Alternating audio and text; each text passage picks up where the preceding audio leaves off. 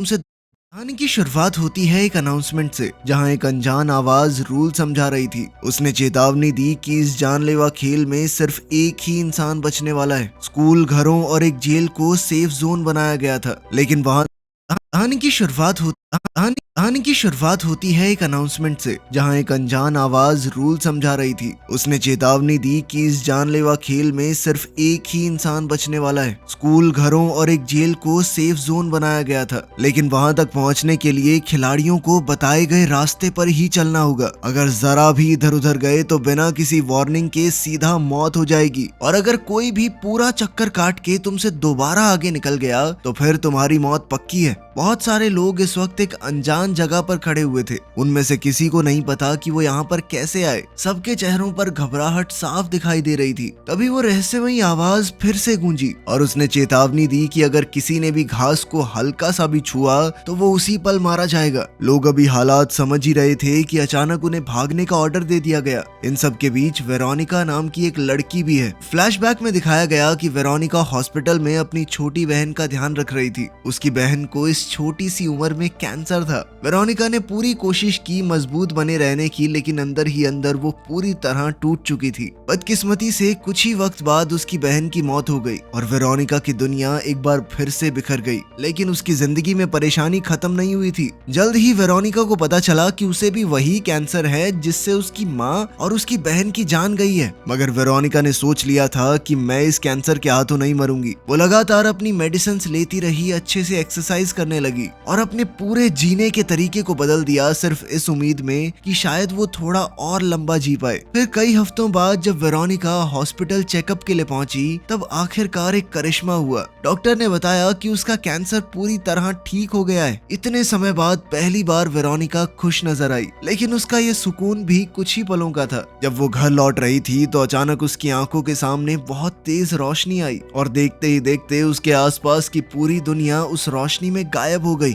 इसके बाद जब उसकी आंख खुली तो वेरोनिका इन सब लोगों के साथ यहाँ पर थी। वो बहुत डरी हुई थी, एकदम बाकी सब की तरह। तभी वो रहस्यमयी आवाज फिर से चिल्लाई कि भागो या मरो। इसी दौरान वेरोनिका ने डर और घबराहट में गलती से घास पर कदम रख दिया। उसी पल उसके शरीर में एक भयानक रिएक्शन शुरू हुआ। वेरोनिका चौंकते हुए अपने आप को देख ही रही थी कि अगले ही पल उसका सर धमाके से फट गया। ये खौफनाक मंजर देखते ही सब लोग डर के मारे चीखने लगे। अब उन्हें आखिरकार समझ आ चुका था कि ये कोई आम गेम नहीं है, बल्कि एक जानलेवा डेथ रेस है। बाकी सब ठीक है, वेरोनिका की किस्मत कितनी गंदी थी भाई, मुझे तो दया आ गई लड़की पे। इसके बाद ये खुलासा किया गया कि टोटल 80 लोग अचानक से यहाँ पर भेज दिए गए थे, बिना किसी वजह के। वेरोनिका का सर फटते हुए देखकर सब लोग बुरी तरह डर गए और उन्होंने जान बचाने के लिए भागना शुरू कर दिया। अब सिर्फ एक बूढ़ा आदमी पीछे रह गया था, क्योंकि वो ठीक से चल भी नहीं पा रहा था। इसी बीच हम एक बहरे लड़का लड़की को देखते हैं जो अपने हालात समझने की कोशिश कर रहे थे, लेकिन तभी अचानक से उन्हें एक आवाज सुनाई देने लगी। उनके लिए ये किसी करिश्मे से कम नहीं था, क्योंकि पहली बार जिंदगी में उन्हें कुछ सुनाई दे रहा था।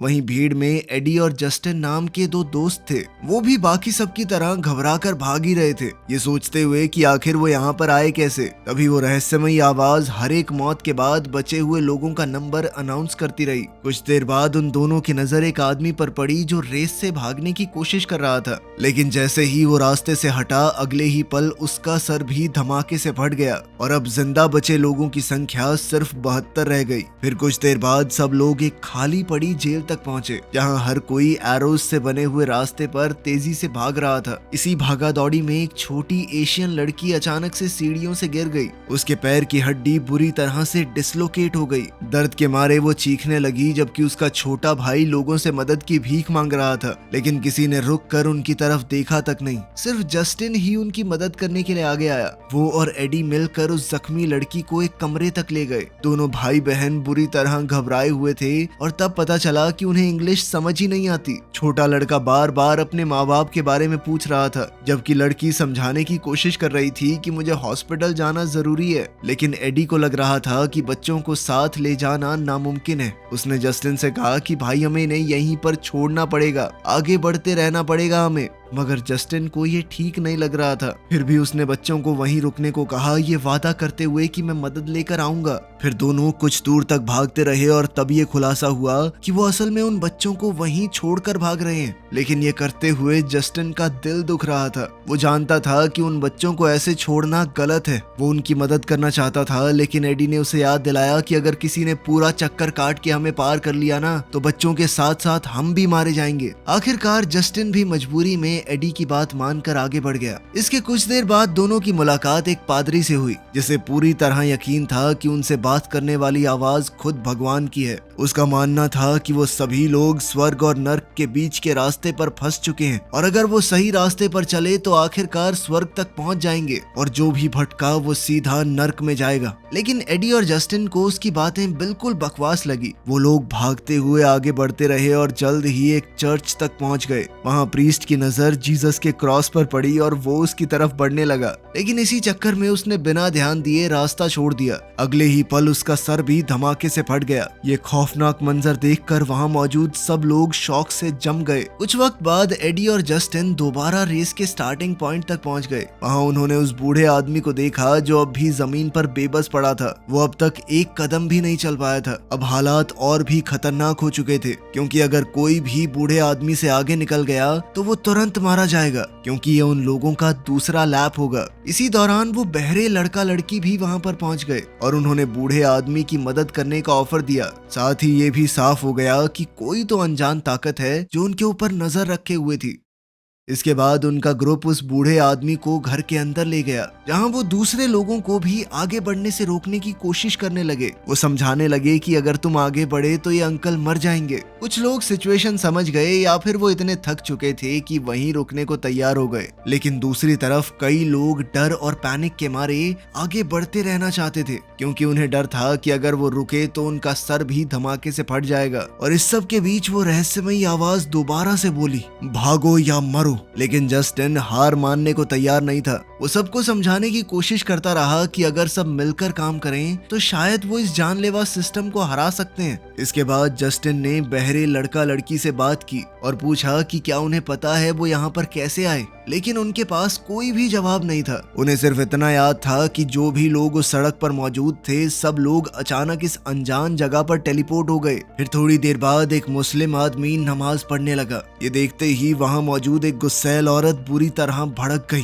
वो कहने लगी कि इन जैसे लोगों की वजह से ये सब कुछ हो रहा है। एडी ने उस औरत को शांत करने की कोशिश की, लेकिन बात जल्द ही बहसबाजी में बदल गई। गुस्से में वो औरत वहां से निकलकर दूसरे कमरे में चली गई। इसी बीच एक आदमी जिसने पीली जर्सी पहनी हुई थी एडी के पास आया। वो बहुत प्यार से भाई भाई करके बात करने लगा। उसने बताया कि मैं एक प्रोफेशनल साइकिलिस्ट हूँ जो पूरी दुनिया में जा जाकर कम्पीट करता था। मुझे समझ नहीं आ रहा कि मुझे इन सब लोगों के साथ यहाँ पर क्यों लाया गया है। एडी बड़े प्यार से उसे समझा रहा था, लेकिन पीली जर्सी वाले ने अचानक से एडी को जोरदार धक्का दे दिया और बिना एक भी सेकंड गवाए उसने दोबारा रेस में भागना शुरू कर दिया। उसके इस तरह आगे बढ़ते ही उस बूढ़े आदमी का सर अचानक से फट गया। तभी उस आवाज ने अनाउंस किया कि अब सिर्फ 58 लोग रह गए हैं। ये देखते ही जस्टिन का गुस्सा फूट पड़ा। वो तुरंत उस पीली जर्सी वाले के पीछे भागा, क्योंकि वो किसी भी हाल में उन 2 बच्चों को मरने नहीं देना चाहता था। दूसरी तरफ वो भाई बहन समझ गए थे कि कोई उनकी मदद करने नहीं आने वाला। मजबूरन दोनों ने आगे बढ़ते रहने का फैसला किया, जबकि वो जख्मी लड़की बड़ी मुश्किल से चल पा रही थी। लेकिन कुछ ही देर बाद उनकी नजर जस्टिन पर पड़ी, जो उस येलो जर्सी वाले का पीछा कर रहा था। कुछ पल के लिए उन्होंने चैन की सांस ली, क्योंकि उन्हें लगा जस्टिन उन्हें बचाने के लिए वापस आ गया है। लेकिन बदकिस्मती से जस्टिन येलो जर्सी वाले को वक्त पर नहीं रोक पाया और उन दोनों का सर भी फट गया। बाद में थक हार कर जस्टिन ने एडी को सब कुछ बताया। वो बच्चों को छोड़ने के फैसले पर पछता रहा था। दूसरी तरफ वो पीली जर्सी वाला बिना किसी पछतावे के रेस में भाग रहा था।